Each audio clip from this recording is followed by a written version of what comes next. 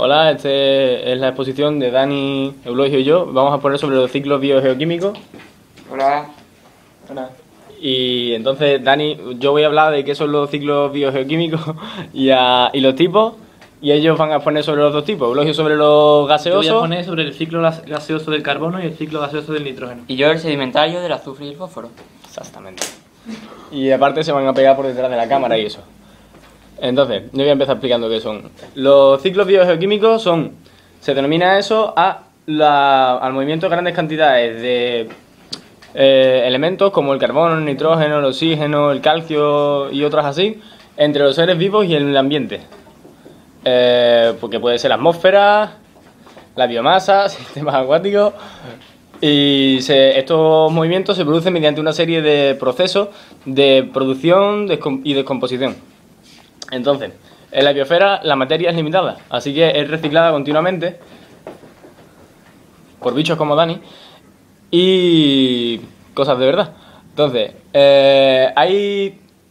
en los ciclos biogeoquímicos hay cosas que son estrictamente necesarias, como por ejemplo un elemento químico o una molécula.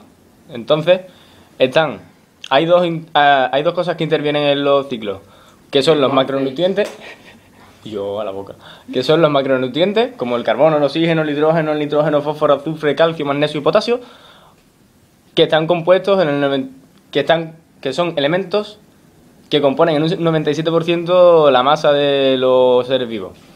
Y los micronutrientes, que son 30 elementos requeridos en pequeñas cantidades, que son como hierro, zinc, cloro o yodo. Entonces, la mayor parte de las sustancias químicas de la Tierra no están en formas útiles para los organismos, sino que deben de ser convertidas para poder usarlas. Pero los elementos y sus compuestos son necesarios como nutrientes y son reciclados continuamente en formas complejas a través de las partes vivas y no vivas de la biosfera.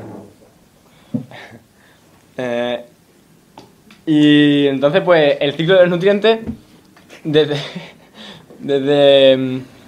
el biotopo hasta la biota y viceversa.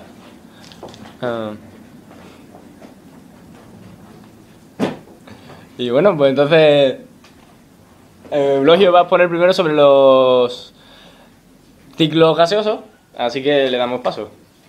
¡Que me quemo! A ver, yo voy a hablar del carbono y del nitrógeno, que son dos elementos gaseosos que se encuentran en un mayor porcentaje en la atmósfera. Voy a hablar del ciclo gaseoso del carbono y del ciclo gaseoso del nitrógeno. A ver, el ciclo gaseoso del carbono es simple.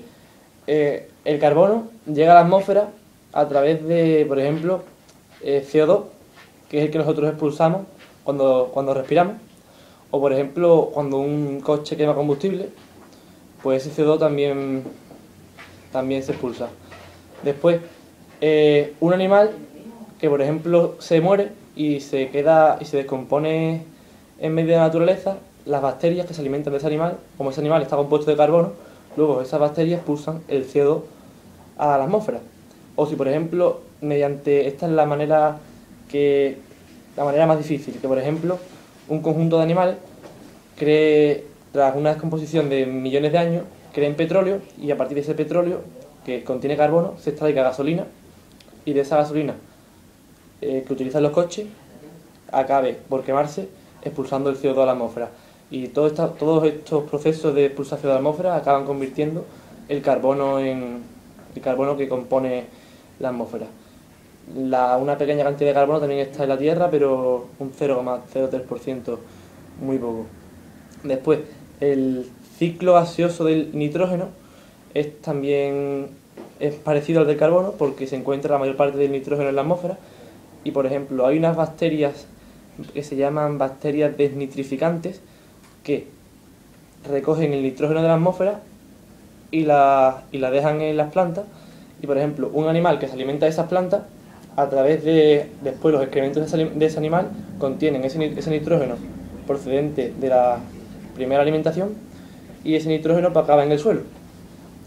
Y si, por ejemplo, ese animal que se alimenta de esa planta, en vez de hacerlo mediante excremento, se muere, pues también está compuesto por ese nitrógeno que acaba también en el suelo, pero tanto el nitrógeno que acaba en el suelo por la descomposición del animal o por la excreción, lo hace en forma de amoníaco, de NH3.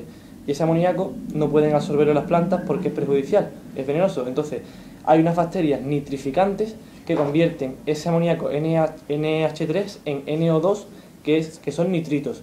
Y más tarde lo convierten en nitratos, que son NO3. Y ese nitrato ya puede la planta absorberlo para crear el nitrógeno.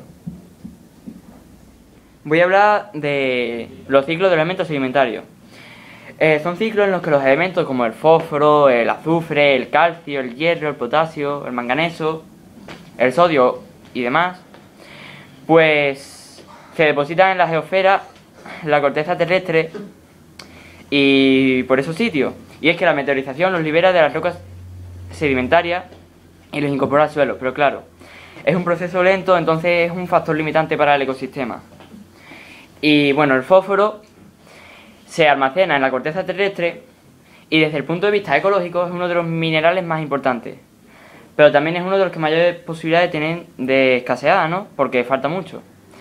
Y la falta de fósforo produce una disminución de la productividad de los vegetales y esto afecta a la vida animal y demás cosas. Y proviene de las rocas fosfatadas que se desintegran y desgastan lentamente por la acción de las gotas de agua.